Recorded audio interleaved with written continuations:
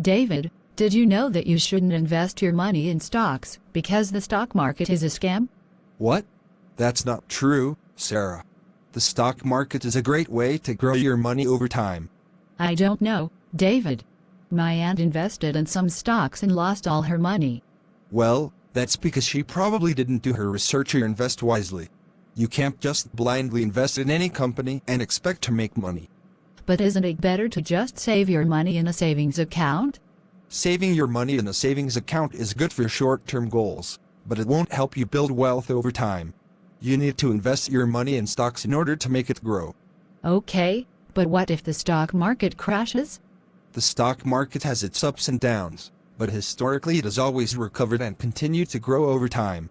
I don't know, David. I think I'll just stick to my piggy bank. Well, you're missing out on potential growth and earning opportunities. Trust me, Sarah, investing is worth considering. Fine, David. I'll consider it.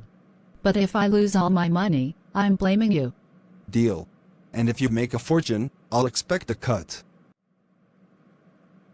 Remember, investing can be a great way to grow your wealth over time, but it's important to do your research and invest wisely. Don't let misconceptions hold you back from reaching your financial goals.